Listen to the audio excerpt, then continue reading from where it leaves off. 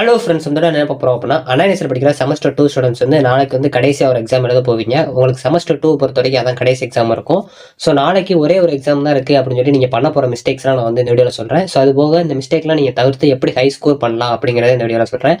Video attend skip பண்ணால் பாருங்கள், நீங்கள் அதிகமாக இந்த வீடியோ பார்த்து ஸ்கோர் பண்ணலாம். ஸோ வாங்க வீடியோக்குள்ளே போகலாம். ஓகே ஃப்ரெண்ட்ஸ், ஃபர்ஸ்ட் ஒருத்தர பார்த்துக்கிட்டீங்க அப்படின்னா, அனாலிசில் படிக்கிற செமஸ்டர் 2 ஸ்டூடெண்ட்ஸ் வந்து ஆல்ரெடி வந்து உங்களுக்கு 28ஆம் தேதி நடக்க போகிற இந்த எக்ஸாம் வந்து இந்த 3ஆம் தேதி வந்து உங்களுக்கு மாற்றிருக்காங்க செஸ் ஒலிம்பியாட்னால. ஸோ கண்டிப்பாக வந்து ஒரு சில பேருக்கு வந்து ஆல்ரெடி எக்ஸாம் முடிஞ்சிருக்கலாம், பட் ஒரு சில பேருக்கு வந்து நாளையோட கம்ப்ளீட் ஆகலாம். ஸோ அதனால் நிறைய பேர் நினச்சிட்டு இருப்பீங்க, நம்மளுக்கு தான் இன்னும் முடியாமல் இருக்குது, நம்ம எப்படியாச்சும் நாளைக்கு எக்ஸாம் கம்ப்ளீட் பண்ணிட்டு ஜாலியாக இருக்கலாம் அப்படின்னு நினச்சிட்டு இருப்பீங்க. ஸோ ஃபஸ்ட்டு பார்த்தீங்க அப்படின்னா, நாளைக்கு எக்ஸாம் ஃபஸ்ட்டு நீங்கள் எழுத போகிறதுக்கு முன்னாடி கான்ஃபிடென்ட்டாக எக்ஸாம் எழுதுங்க. அதே மாதிரி நாளைக்கு கடைசி எக்ஸாம்ங்கிறனால ஏனோ தானே பண்ணாதீங்க. ஏன் அப்படின்னா, நாளைக்கு வேணால் ஒரு நாள் நீங்கள் ஹாப்பியாக இருக்கலாம், அதுக்கப்புறம் லீவ் அப்போ ஜாலியாக இருக்கலாம். அதுக்கப்புறம் பார்த்தீங்க அப்படின்னா ரிசல்ட் அப்போ உங்களுக்கு அதே மாதிரி ஒரு மறுபடியும் கஷ்டமாக தான் இருக்கும். ஸோ அதனால் நாளைக்கு ஒரு நாள் மட்டும் கொஞ்சம் ஹார்ட் ஒர்க் பண்ணீங்க அப்படின்னா அதுக்கப்புறம் நீங்கள் ஜாலியாக இருக்கலாம். ஸோ அந்த லீவ் ஃபுல்லாக என்ஜாய் பண்ணிக்கலாம். ஸோ அதனால் நாளைக்கு ஒரு நாளே வந்து நீங்கள் எப்பயும் போல் கன்சிடர் பண்ணுங்கள். ஸோ இப்போ 28ஆம் தேதி உங்களுக்கு எக்ஸாம் எப்படி நடந்திருக்குமோ அதே மாதிரி நீங்கள் 3ஆம் தேதி வந்து கான்சென்ட்ரேட் பண்ணுங்கள். லாஸ்ட் டேங்கிறனால ஏனோ தானே பண்ணாதீங்க. ஸோ அதே மாதிரி பார்த்தீங்க அப்படின்னா எக்ஸாம் வந்து கம்ப்ளீட்டாக வந்து முடிக்க பாருங்கள். நீங்கள் ஃபஸ்ட்டு ஸ்டார்டிங்கில் வந்து கொஞ்சம் வேகமாக எழுதிருப்பீங்க, அதாவது நல்லா நீட்டாக வந்து ப்ரெசென்டேஷன் பண்ணியிருப்பீங்க, உங்களுக்கு தெரிஞ்ச கொஸ்டின் வந்திருக்கலாம். ஸோ அந்த மாதிரி அதே மாதிரி லாஸ்ட் உங்களுக்கு தெரியாத கொஸ்டின் இருக்கலாம். நீங்கள் கடைசி நேரம் வந்து நாளையிலேருந்து லீவ் ஸ்டார்ட் ஆகுது, அதே மாதிரி நம்மளுக்கு இந்த எக்ஸாம் வந்து அவ்வளோதான், நம்மளுக்கு வந்து கடைசி எக்ஸாம் தான் அப்படின்னு சொல்லிட்டு லாஸ்ட் அந்த ப்ரெசென்டேஷனை விட்டுறாதீங்க. எப்படி ஸ்டார்ட் பண்ணீங்கன்னா அதே ப்ரெசென்டேஷனை முடிக்க பாருங்கள். கண்டிப்பாக வந்து நம்மளுக்கு ஸ்டார்டிங்கில் வந்து ஹேண்ட் ரைட்டிங் கொஞ்சம் நல்லாயிருக்கும், லாஸ்ட் வந்து முடிக்கும்போது ஒரு மாதிரி தான் இருக்கும். ஆனால் பார்த்தீங்க அப்படின்னா ரொம்ப ஒரு மாதிரி வந்து ஹேண்ட் ரைட்டிங்கை முடிக்காதீங்க. நீங்கள் ஸ்டார்ட் பண்ணி எப்பயும் வந்து எக்ஸாமில் எப்படி முடிப்பீங்களோ அதே மாதிரி வந்து கம்ப்ளீட் பண்ணுங்கள். ஸோ எல்லாம் சின்ன டிப்ஸ் தான், பட் நம்மளுக்கு லாஸ்ட் டேங்கிறனால நம்மளோட மைண்ட் வந்து இப்படி தான் மாறும். ஸோ அதனால தான் நான் சொல்கிறேன். ஸோ அதே மாதிரி பார்த்தீங்க அப்படின்னா எல்லா கொஸ்டின்ஸையும் கண்டிப்பாக அட்டன் பண்ணுங்க. ஸோ அதே மாதிரி ஒரு கொஸ்டின் நீங்கள் எழுதுறீங்க, அந்த கொஸ்டின் உங்களுக்கு டவுட்டாக இருக்குது அப்படின்னா கண்டிப்பாக வந்து அதை நல்லா யோசிங்க, யோசிச்சுட்டு வந்து மாற்றுங்க. அதே மாதிரி நீங்கள் எழுத ஆரம்பிக்கிறதுக்கு முன்னாடியே வந்து இந்த கொஸ்டின் டவுட்டாக இருக்குன்னா அதை கூட நீங்கள் சாய்ஸ் வச்சுட்டு அடுத்த கொஸ்டின் அட்டன் பண்ணுங்க. ஏன் அப்படின்னா கன்ஃபியூஸாக இருந்துச்சுன்னா கண்டிப்பாக அந்த கொஸ்டின் எழுத உங்களுக்கு டவுட் ஆகிட்டே இருக்கும். அதுக்கு நீங்கள் ஒரு கான்ஃபிடென்ட்டான கொஸ்டின் அட்டன் பண்ணிங்கன்னா மார்க்ஸ் வந்து கொஞ்சம் அதிகமாக ஸ்கோர் பண்ணலாம்.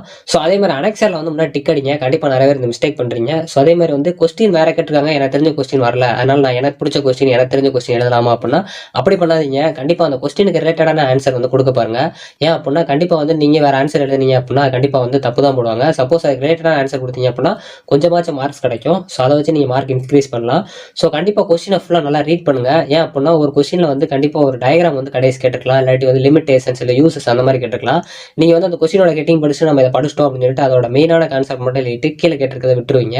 ஸோ இந்த மாதிரி நீங்கள் விடுறப்ப வந்து உங்களுக்கு அந்த டயக்ராம்ஸ் கேட்ட மார்க் வந்து போகலாம். ஸோ அதனால தான் சொல்கிறேன், நீங்கள் கடைசி நாளுங்கிறனால கண்டிப்பாக வந்து இந்த சின்ன சின்ன மிஸ்டேக்ஸ்லாம் பண்ணுவீங்க. ஸோ அதே மாதிரி ஒரு கொஸ்டின் எழுதுறீங்க அப்படின்னா கண்டிப்பாக அதுக்கு சப்ஹெட்டிங்ஸ் போட்டு எழுதுங்க. மேக்ஸிமம் வந்து சப்ஹெட்டிங்ஸ் உங்களுக்கு இல்லை அப்படின்னா கண்டிப்பாக வந்து ஒரு ஈக்குவேஷனோ இல்லாட்டி ஒரு ஃபார்முலா எழுதுறீங்கன்னா அதுக்குரிய யூனிட்ஸ்லாம் கடைசி போடுங்க. ஸோ அதே மாதிரி ப்ரோக்ராம் எழுதுறீங்க அப்படின்னா ப்ரோக்ராமுக்குரிய அவுட்புட் வந்து கொடுத்துருங்க, பார்க்குறதுக்கு நல்லா இருக்கும். ஸோ அதே மாதிரி சின்ன ப்ரோக்ராம் முடிஞ்ச அளவு ஷார்ட்டாக கொடுக்க பாருங்க. ஏன்னா டைம் வந்து உங்களுக்கு அப்புறம் தான் கீப் போகும். ஸோ டைம் மேனேஜ்மெண்ட்டை கரெக்டாக வந்து ஃபாலோ பண்ணுங்க. அதே மாதிரி ஒரு 3 மணி நேரம் எக்ஸாம்னா அந்த 3 மணி நேரத்தை எக்ஸாமே கம்ப்ளீட் பண்ண பாருங்க. அப்படி இல்லைனா ஒரு 10 மினிட்ஸ் இல்லை 20 மினிட்ஸ் முன்னாடி முடிக்க பாருங்க.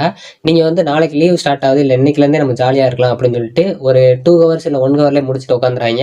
ஏன் அப்படின்னா உங்களுக்கு ரிசல்ட் அப்போ வந்து உங்களுக்கு அந்த எஃபெக்ட் வந்து தெரியும். ஸோ அதனால் நீங்கள் இன்னைக்கு ஒரு நாள் ஹார்ட் ஒர்க் பண்ணீங்கன்னா கண்டிப்பாக வந்து நம்ம வந்து அடுத்து இது என்ஜாய் பண்ணலாம். ஸோ அதே மாதிரி ஒரு கொஸ்டினை எழுதிட்டீங்க, அந்த கொஸ்டின்லாம் கம்ப்ளீட் பண்ணதுக்கப்புறம் ஒரு ரீசெக்அப் பண்ணுங்க. சப்போஸ் நீங்கள் ரீசெக்அப் பண்ணுறப்போ ஒரு கொஸ்டின் உங்களுக்கு தப்புன்னு தெரியுது அப்படின்னா உடனே வந்து அடிச்சு மாற்றாதீங்க. ஒரு கொஞ்ச நேரம் யோசிங்க, இந்த கொஸ்டின் நம்ம கரெக்டாக எழுதிருக்குமா அப்படின்னு. ஏன்னா நம்ம ஃபஸ்ட்டு ஸ்டார்டிங்கில் பார்த்தப்ப கரெக்டாக எழுதிருந்தோம்னா கண்டிப்பாக வந்து அது கரெக்டாக தான் இருக்கும். ஆனால் நம்ம சரியாக ரீட் பண்ணாமல் இருந்தால் தான் தப்பாக இருக்கும். ஸோ அதனால் வந்து முடிஞ்சாலும் அதை நல்லா ரீட் பண்ணுங்கள். சப்போஸ் தப்புன்னு தெரிஞ்சால் மட்டும் அடிச்சுட்டு மாற்றுங்க. அப்படி சப்போஸ் உங்களுக்கு அது டவுட்டாகவே இருந்துச்சுன்னா மேக்ஸிமம் வந்து அதை விட்டுருங்க. ஏன் அப்படின்னா கண்டிப்பாக நீங்கள் ஃபஸ்ட்டு ஸ்டார்டிங்கில் எழுதினாலே நீங்கள் கண்டிப்பாக வந்து கடைசி புக்ஸை க்ளோஸ் பண்ணிட்டு உள்ளே வர வரைக்கும் நீங்கள் ஒரு கான்ஃபிடென்ட்டாக உங்கள் மைண்டுக்குள்ளே அது இருந்திருக்கும். அதனால் அது கரெக்டாக தான் இருக்கும். ஸோ இந்த டிப்ஸ்லாம் கண்டிப்பாக ஃபாலோ பண்ணுங்கள். முடிஞ்சளவு ப்ரெசென்டேஷன் நல்லா கொடுங்க. கடைசி வரைக்கும் அந்த ப்ரெசென்டேஷனை கீப் அப் பண்ணுங்கள். ஸோ அதே மாதிரி பிளாக் கலர்லாம் எங்கே யூஸ் பண்ணுமோ அதை வந்து யூஸ் பண்ணுங்கள்.